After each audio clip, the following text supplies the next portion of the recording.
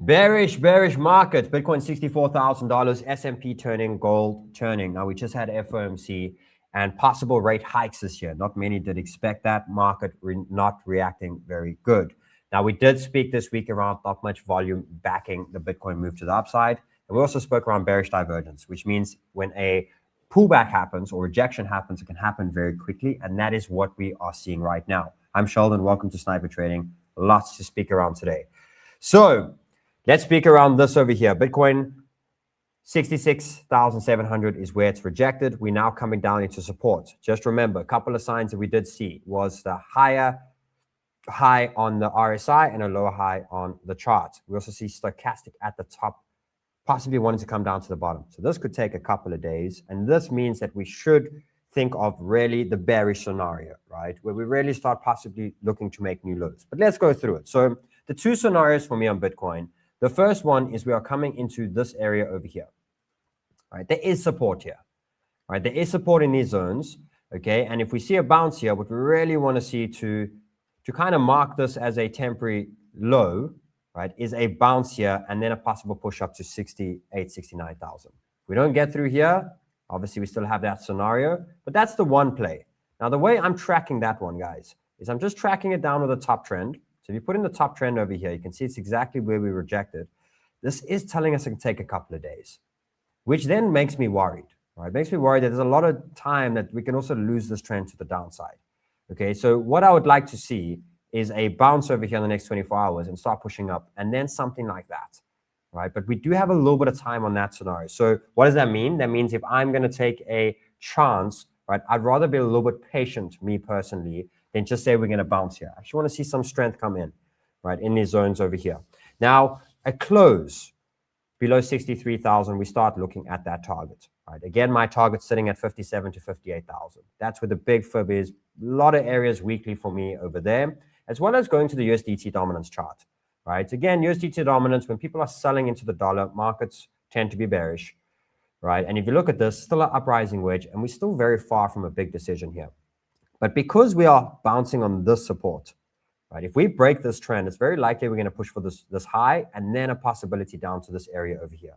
So that kind of aligns with that lower low target on Bitcoin, right, which is basically going back to the chart here, is a push down like this. Again, that RSI is telling us it's not going to go very much in a straight line. It shouldn't. If it does, cool. But if not, it's telling me something like this, and then a possible big buy up. And then I think things actually get pretty decent, right? There's still a lot of liquidity and high time frame forming up here. We're not ready. Remember, this trend line tells me when we are ready to get bullish, right? We need to get closer to that trend. And for as long as we're far from that trend, we can see that come into play, okay? Once we're on that side of the trend, then I start looking at more momentum to the upside. This is still at least 14 to 17 days away. When it comes to altcoins, altcoins are not looking as bad as Bitcoin. So again, altcoins also have two supports, one here and one sitting here. Now again, dominance is dropping, guys. So it's very likely if we do see a new low on Bitcoin, there's a chance we see a higher low on altcoins, which means it's kind of a Bitcoin catch-up right now. Let's actually see ETH dominance and see if this is going. ETH dominance as well. So again, the three tokens for me in danger if we make new lows is Solana, ETH, and Bitcoin. Right? And I think they're the blue chips in the market that we would like to get at specials, but we must keep that in mind over here. The rest of the alt markets have been damaged over multiple months. We might see a couple of higher lows on those. Now, a couple of warning signs here is obviously S&P, guys. We've spoken around this, but I've been quite bearish on this for a little while to say this really has to get on that side. Otherwise, we're seeing a rejection at any point, and we are seeing a rejection so far. Now, again, what's very likely here is the next supports are sitting over here. Will there be a higher low, right? Or are we going to go to the target, which we never hit on the last pullback, which is down here, right?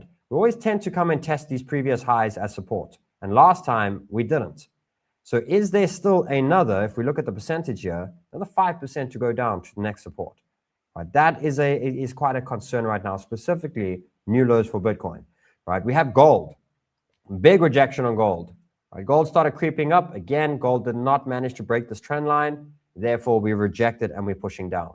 Right, so again, gold's looking to possibly come here for a higher low bounce. If it loses us, we're looking down in these areas. Right, the dollar index. The dollar breaking trend. So this, we spoke around a make or break over the next couple of days. And this is obviously not the greatest sign that we're seeing here, right? A big breakout in the dollar. Strength in the dollar, weak markets, right? That's something that we need to pay attention to. Liquidity on Bitcoin. You can see its liquidity at 62, 63,000. Let's zoom out a little bit further. On the short time frame, not much liquidity. This is wiping a lot of liquidity out. And a high time frame, we're sitting at 68,000. So again, gets me back to the scenario over here. Let's go back to Bitcoin here for a sec. Right, that once we're done with this pullback, it's very likely we're pushing up to the 70,000s. Okay, so again, my targets right now, I'm going to wait to see a clear bounce. Right, a close below 62 or 63,000, very likely we're coming down to these zones, and then it's game time. Focus time where we're looking to accumulate. If we lose this, guys, and we close below 55, we are looking into the low 40s. But I'll update you guys on another video when it comes to that. Guys, thank you for watching. Subscribe and like up the video. I'll be back again tomorrow to update you guys on the markets. For now, I'm looking at massive opportunities. I've got limit orders sitting low, and I'm just being patient. Have a great day. Thank you for watching. Bye-bye.